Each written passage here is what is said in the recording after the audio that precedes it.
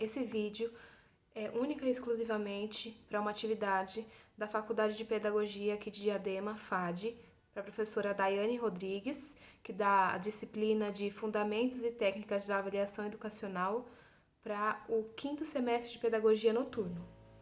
Meu grupo é a Igomicel Dumont e a Juliana Ramos, e eu sou a Nicole Gabriele.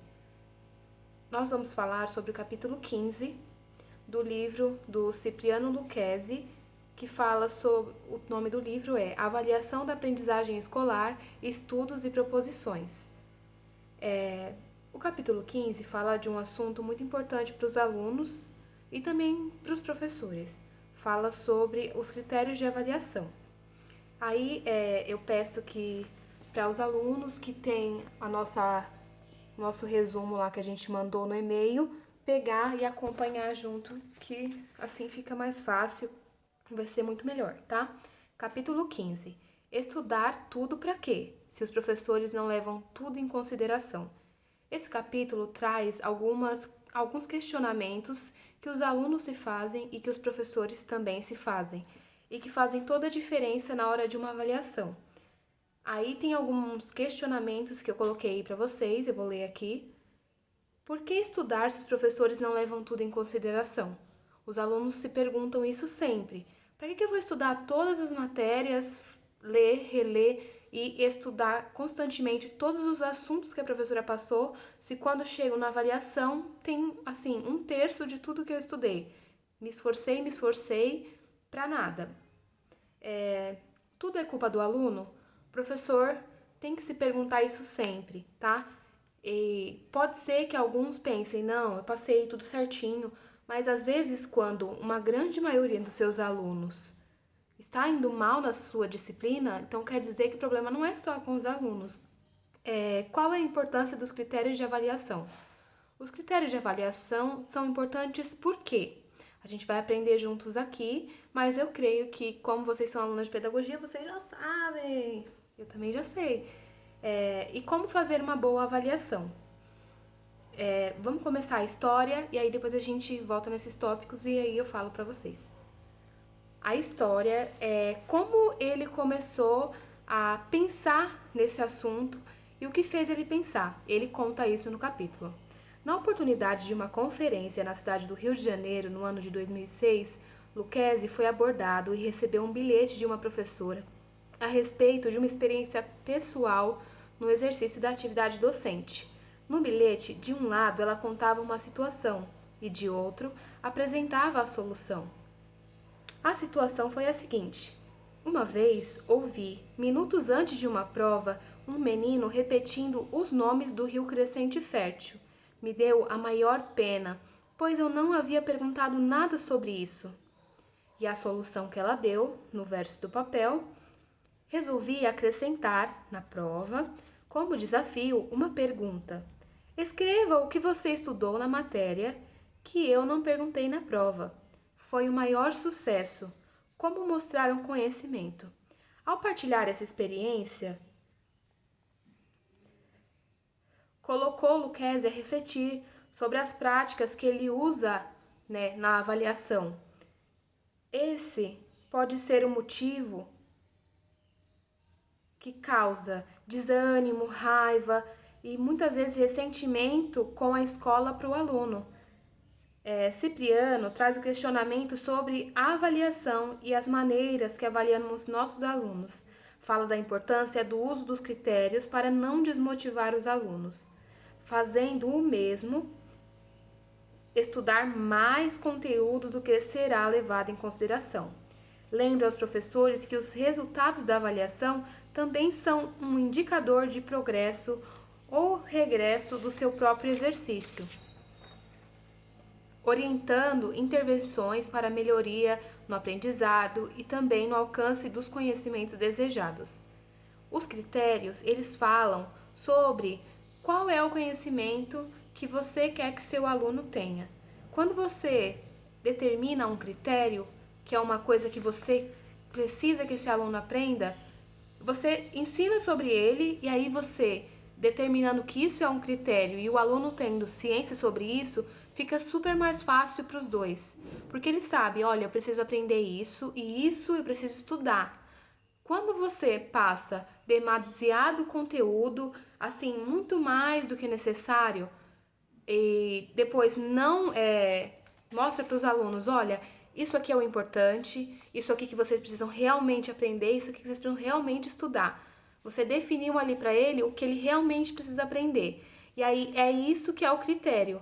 Você tem que deixar o aluno saber que é isso que ele precisa aprender, porque também facilita mais para ele. Ele não vai precisar ficar estudando muito mais do que ele precisa.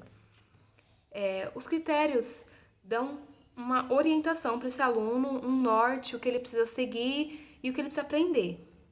Bom, Lucchesi dá orientações sobre como deve ser feita a avaliação para que seja de total entendimento do aluno e que a avaliação atinja o aluno de maneira correta, mostrando exemplos de como a criação de questões que perguntem sobre dois conteúdos no mesmo momento podem atrapalhar e travar o raciocínio do aluno.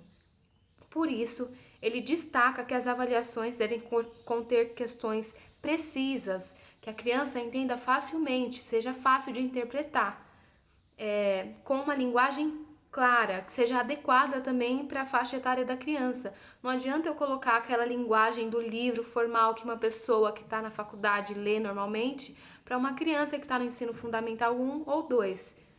Eu vou estar sendo louca, né? Não fazer questões dúbias ou confusas e usar qualquer reforço, por exemplo, reforço visual, que é muito legal, que ajuda bastante a criança a entender. Qualquer reforço. Se for uma avaliação do tipo oral, até reforços sonoros, algum outro som, coisas do tipo que façam a criança entender melhor tudo aquilo que você quer passar. Para fazer uma boa avaliação, as questões têm que ser assim, tem que haver critérios, a criança precisa estar ciente desses critérios, porque senão, como o Lucchesi fala nesse capítulo, você está desmotivando, você está criando ali um afastamento da criança com a escola. Aí eu coloquei aí no nosso resumo, que eu mandei para vocês, os pontos principais. Vocês podem ler comigo que eu vou ler agora. Precisamos definir com antecedência o que é importante o aluno aprender.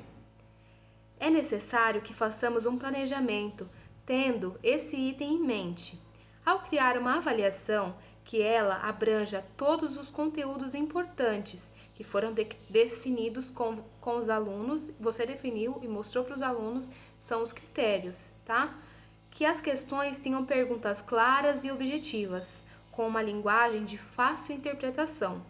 Lembrar sempre dos motivos pelo qual você está avaliando e para que serve essa avaliação e para onde os indicadores apontam, diagnosticando as necessidades do aluno e as carências no modo de ensino, tá? A avaliação ela é extremamente importante e ela sempre tem que ser feita. Ela mostra coisas sobre a escola, sobre o aluno, sobre o professor e até sobre a comunidade onde aquela escola está, tá bom? E é muito importante. Agora eu vou para a questão, tá? Qualquer dúvida vocês podem colocar aqui nos comentários. Isso é muito chato falar, mas falei.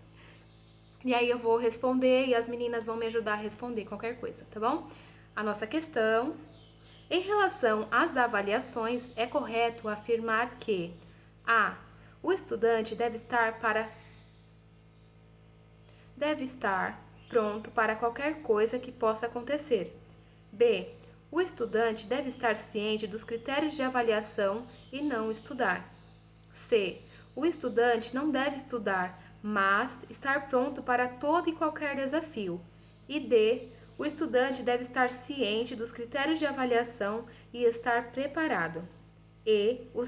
O estudante deve estar ciente dos critérios de avaliação, porém, estudar somente o que ele gosta. Vocês têm o texto aí, vocês podem dar uma lida se tiver dúvida ou perguntar aqui embaixo e a resposta eu dou daqui 5 segundos.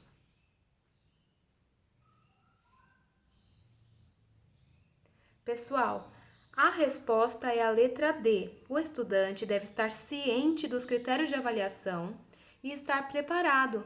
Ele estando ciente dos critérios de avaliação, ele pode se preparar, mas nas outras questões, onde citam que o aluno estuda somente o que ele quiser, não é isso, gente. A questão é o seguinte, ele precisa saber E se ele não estudar por escolha dele, aí ele que está com o problema, não é mais o professor, não é mais a escola e não é mais uma responsabilidade do professor, é dele. Ele sabe que ele precisa estudar, que a escola é o ambiente para isso. E a gente, como professor, também não deve ignorar coisas que os alunos fazem, beleza? Um beijo, tchau!